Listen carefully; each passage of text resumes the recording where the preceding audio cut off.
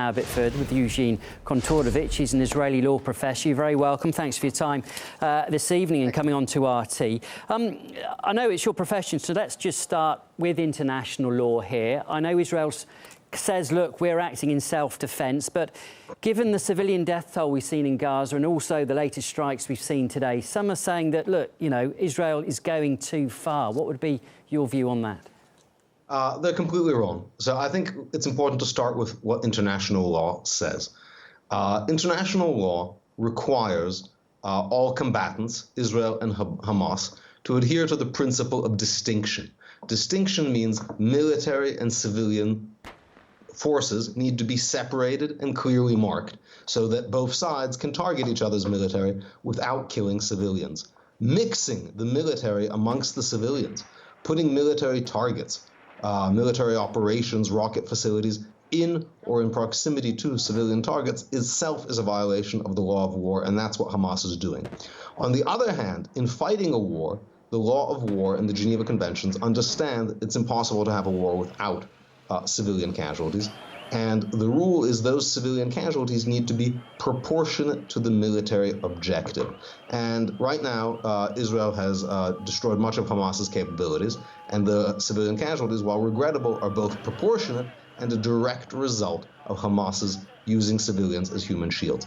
Critics who are making this argument essentially say that if Hamas hides behind civilians, they should be able to fire rockets indiscriminately at Israeli civilians, and Israel just has to hold up its hands because they're hiding behind civilians. At the same time, Israel uses every single method to minimize civilian casualties. And I should point out that the civilian casualties are relatively limited. So far, the vast majority of people killed in these operations have been Hamas fighters.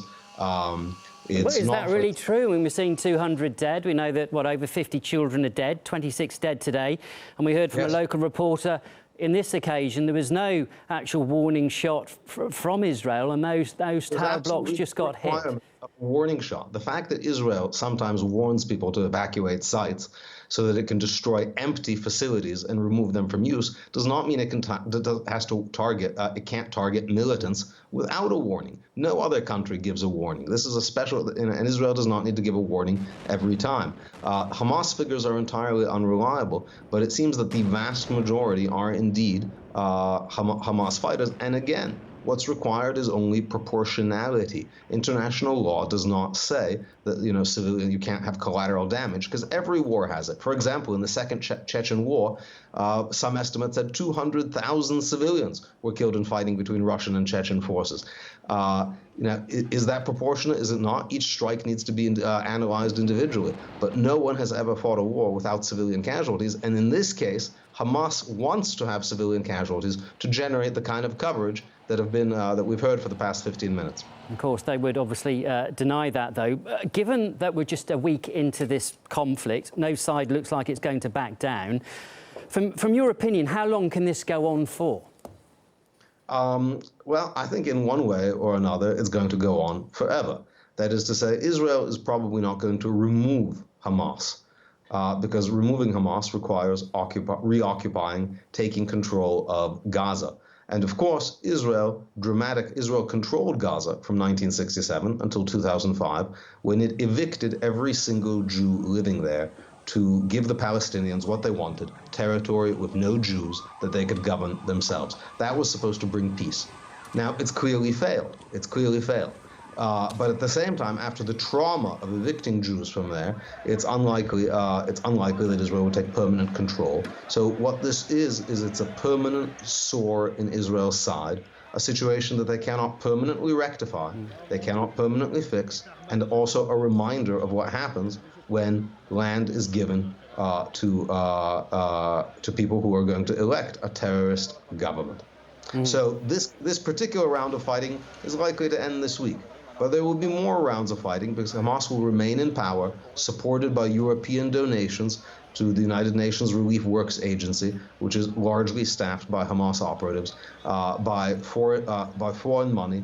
They're not going to go out of business, and the people of Gaza are only going to suffer more, and the people of Israel are only going to suffer more. It's very hard, isn't it, to pinpoint exactly where these tensions came from for this particular conflict, but many people said, look, it was events in East Jerusalem and the eviction of Palestinians there. In your view, do you think that there won't be any peace then in this region of the world until land disputes are solved? And it sounds like that's going to be very unlikely. It's very easy to pinpoint where this started. First of all, no Palestinians have been evicted. What is being discussed is a case that has been going on for 40 years, where Israeli property owners are attempting to exercise property rights against Palestinians who do not own the property, who are squatters, and who refuse to pay rent. After 40 years, there has not still been an eviction order, but the tensions clearly arise from the Hamas charter, which calls for an end to Israel. So when you have a government that calls for the end to Israel, it's not surprising that they periodically attempt to do that. Until Hamas gets itself a different ideology, while it adheres to the ideology of eliminating Israel, of course there's going to be conflict with Israel, because Israel does not want to be eliminated. OK, Mr. Kontorovich, look, we're going to have to leave it there, but good to get your perspective on all of this. That was Eugene Kontorovich. He's an Israeli law professor. Thanks for coming on. My pleasure.